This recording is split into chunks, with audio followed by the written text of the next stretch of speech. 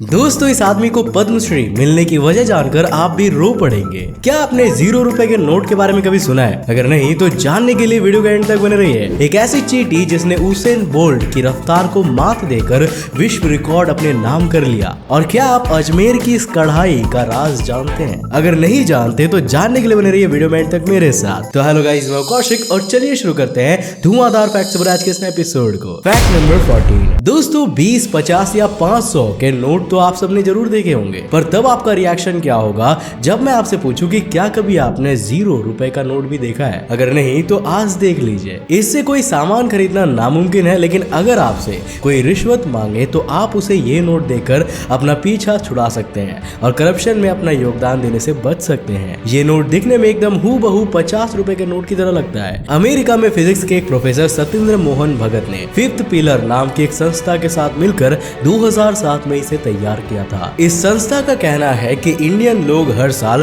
4.9 billion रुपए बस घूस में ही दे देते हैं। ऐसे में ये 0 रुपए के नोट करप्शन को हटाने का एक जरिया है और कुछ नहीं। Fact number 13। दोस्तों, एक ऐसी भी लड़की है जिसकी जीव की कीमत 10 करोड़ रुपए है। हाँ, आपने बिल्कुल सही सुना। हेर्ली कर्टिस नाम की एक औरत है जो कि हम सब की फेवरेट चॉकलेट कंपनी कैडबरी में काम करती है। दोस्तों, हेर्ली वहाँ के फ्लेवर मेकर है और चॉकलेट टेस्टर भी है। आपको यकीन नहीं होगा, लेकिन कहीं उनके टेस्ट बर्ड्स को कुछ हो ना जाए, इसके लिए कैडबरी ने उनके जीभ पे 1 मिलियन पाउंड का इंश्योरेंस करवाया है, जो इंडियन रुपीस में 10 करोड़ होते हैं। और ये वहाँ 30 लोगों की क्रिएटिव टीम को भी संभालती है। कैडबरी कंपनी की माने तो हेर्ली कर्टिस उनके लिए सबसे ज्यादा इंपॉर्टेंट वर्कर्स में से एक है। पूरी कंपनी इनके ऊपर काफी ज्यादा डिपेंडेंट है, इसीलिए इनके जीव का इंश्योरेंस कैडबरी ने अपने पैसे से ही करवाया है। Fact number 12। दोस्तों, क्या आपको पता है कि अक्षर संत नाम से मशहूर हरेकेला हज्जाबा जी को पद्मश्री से क्यों नवाजा गया? दोस्तों, हज्जाबा को अपनी जिंदगी में कभी स्कूली शिक्षा नहीं मिली।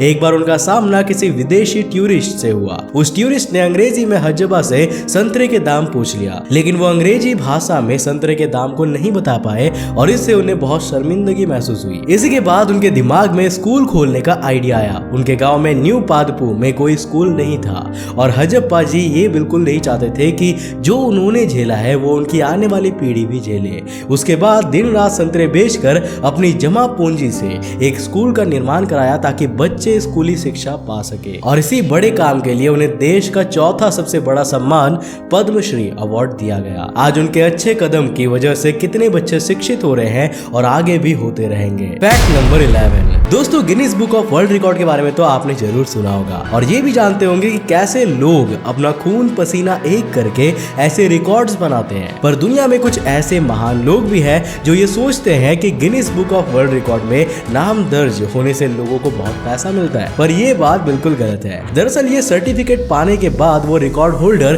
पूरी दुनिया में फेमस हो जाता है, जिसके बाद उसे अलग अलग इवेंट्स के लिए स्पॉन्सर्स की कमी नहीं होती और इन इवेंट्स को करके वो लोग अपनी कमाई करते हैं, ना कि उन्हें झोली भर के फ्री का पैसा दिया जाता है। हाँ, ये कह सकते हैं कि गिनीज बुक में नाम दर्ज कराने से स्पॉन्सर और बहुत से रास्ते खुल जाते हैं पैसे कमाने के लिए। Fact number 10। दोस्तों, इंसानों की उत्पत्ति कब हुई और कैसे हुई, इस बात को हर धर्म में अलग अलग तरीके से बताया गया है। पर क्या आपने कभी ये सोचा है कि दुनिया का सबसे पहला इंसान कौन था?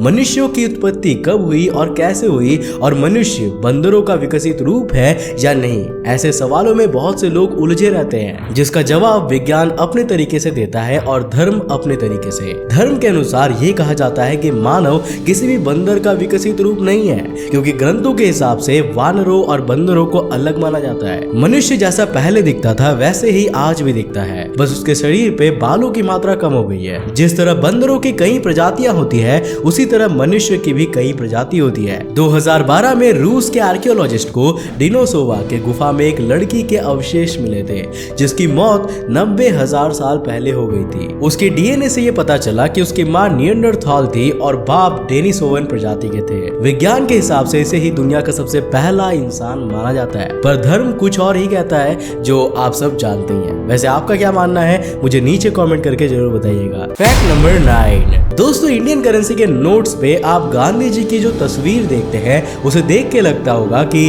उसे किसी एडिटिंग सॉफ्टवेयर से बना के नोट्स पे छापा जाता है, लेकिन आपकी जानकारी के लिए मैं बता दूं कि वो कोई एडिटेड फोटो नहीं है, बल्कि एक रियल फोटो है। स्क्रीन पर दिख रही गांधी जी की ये फोटो 1946 में ली गई थी और ये वही फोटो है जिसे क्रॉप और इन्वर्ट करके नोटों पे लगाया जाता है। इस फोटो को 1996 में सबसे पहली बार नोट में छापा गया था और इस फोटो को दुनिया के मोस्ट वैल्यूएबल फोटो में से एक भी माना जाता है। फैक्ट नंबर 8 दोस्तों, अपने दुनिया में ऐसे सेलिब्रिटीज और मॉडल्स की कमी नहीं है जो अजीब और बेढंगे स्टाइल्स करते हैं। जैसे कोई सोने के दांत लगवाकर घूमता है तो कोई अपनी आंखों की पुतलियों पे टैटूज बनवाता है। पर इस इंसान के बारे में आपका क्या ख्याल है जिसने एक अलग ही लेवल का काम कर दिया है? इनसे मिलिए, इनका नाम है लिल उजी वर्ट। दरअसल इन्होंने मार्वल के सुपर हीरो विजन कैरेक्टर की तरह अपने माथे के बीचों बीच पियर्सिंग करवाकर 25 बिलियन US डॉलर्स यानी कि 177 करोड़ रुपए का एक पिंक डायमंड लगवाया है। 11 कैरेट का ये डायमंड एक बेशकीमती हीरा है, लेकिन इसे माथे पे लगाना तो कोई सही जगह है नहीं। इस हीरे को लगवाने के कुछ ही दिन बाद लिल उजी वर्ट के माथे से ब्लीडिंग होने लगी, जिसके बाद उन्होंने अपने माथे से उस हीरे को हटवा दिया, वरना वो हीरा उनकी मौत की ही वजह बन सकता था। फैक्ट नंबर 7 दोस्तों, आज के दौर में सब्जी खाना किसी रॉयल्टी से कम नहीं है और अगर आपको ये लगता है कि 70 या 80 रुपए किलो वाली सब्जी बहुत महंगी है तो चलिए आज मैं आपको बता देता हूँ इस 40,000 रुपए की बिकने वाली रेयर मशरूम के बारे में, जिसे खरीदने के बारे में एक आम इंसान सोच भी नहीं सकता। हमारे देश के प्राइम मिनिस्टर जी की ये पसंदीदा खानों में से एक है। ये मशरूम गुची या मॉरेल मशरूम के नाम से भी जाना जाता है। इस मशरूम का साइंटिफिक नाम मॉर्शेला एस्कुलेंटा है।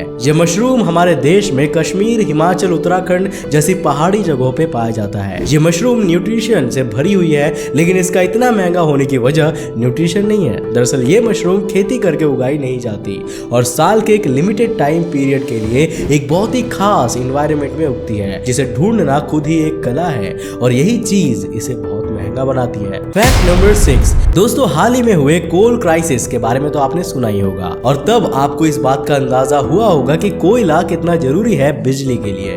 पर सवाल ये उठता है कि आखिर कोयले से बिजली बनती कैसे है? दोस्तों, पहली बात तो ये कि इसमें इस्तेमाल होने वाले कोयले आम नहीं होते, इन्हें माइनिंग करके निकाला जाता है और मालगाड़ियों की मदद से पावर प्लांट तक ले जाकर हाई टेम्परेचर पे गर्म करके एक हीट प्रोड्यूस किया जाता है और इसी हीट एनर्जी को लाइट में कन्वर्ट किया जाता है और ये कितनी पावरफुल होती है ये तो आप जानते ही होंगे। फिर कोयले को हॉपर में लगे कटर की मदद से 5-5 सेंटीमीटर में काट दिया जाता है। इसके बाद इन्हें एक भट्टी में डाला जाता है, जिससे भारी कण नीचे बैठ जाते हैं और जो हल्के होते हैं वो फ्लाई ऐश हो जाते हैं। इस बॉयलर के अंदर ट्यूब्स में मौजूद पानी को भाप में कन्वर्ट करके इतने प्रेशर से इस टरबाइन में डाला जाता है जिससे वो तेजी से घूमने लगता है। आखिर में टरबाइन में एक शाफ्टी रॉड लगी होती है जो कि जनरेटर से जुड़ा होता है और यही वो चीज है जहां बनती है बिजली। जनरेटर जब मैकेनिकल एनर्जी को इलेक्ट्रिकल एनर्जी में कन्वर्ट कर देता है तब बिजली को एक हाई ट्रांसफार्मर तक भेजा जाता है। फिर ये ट्रांसफार्मर बिजली को पावर लाइन के जरिए अलग अलग जगहों पे भेज देता है। फैक्ट नंबर 5 दोस्तों, दुनिया में सबसे तेज दौड़ने वाले उसेन बोल्ट के बारे में तो आप सभी जानते ही होंगे। इतना ही नहीं, इनकी रफ्तार को ट्रेन से भी कंपेयर किया जाता है। इन्होंने साल 2009 में 9.58 सेकंड में 100 मीटर दौड़ के ऐसा रिकॉर्ड बनाया जिसे कोई तोड़ना तो दूर वहां तक पहुंच भी नहीं पाएगा। लेकिन अगर मैं आपसे कहूं कि एक चींटी इस रिकॉर्ड को तोड़ सकती है तो क्या आप मानेंगे? नहीं ना। पर सहारा में पाई जाने वाली ये सिल्वर एंट जो उसेन बोल्ट की स्पीड से 10 गुना ज्यादा तेज दौड़ती है, इस बात को साइंटिफिकली सिद्ध भी किया गया है। जर्मनी की यूनिवर्सिटी ने उसेन बोल्ट से उसका टाइटल ही छीन लिया और उसे इस चींटी को दे दिया। इन्होंने अपने रिसर्च में बताया कि ये एंट 855 मिलीमीटर पर सेकेंड की रफ्तार से दौड़ सकती है, मतलब अपनी बॉडी वेट के हिसाब से 108 गुना ज्यादा तेज दौड़ सकती है। उसी जगह उसेन बोल्ट अपने वेट के हिसाब से 5.35 गुना तेज ही भाग सकते हैं, यानी अगर ये एंट उसेन बोल्ट के बराबर होती तो 20 गुना ज्यादा तेज भागती। फैक्ट नंबर 4 दोस्तों, आज तक आपने जमीन या पहाड़ों पर खेती होते हुए जरूर देखा होगा, पर क्या आपको पता है कि दुनिया में एक ऐसी भी जगह है जहां जमीनों के साथ साथ घर की दीवारों पे भी खेती की जाती है? ये सुनने में थोड़ा अजीब जरूर लग रहा होगा, पर यह बात बिल्कुल सच है। इजराइल मात्र दुनिया का एक ऐसा देश है जहां घरों की दीवारों पे भी खेती की जाती है। दरअसल ऐसा करने की वजह है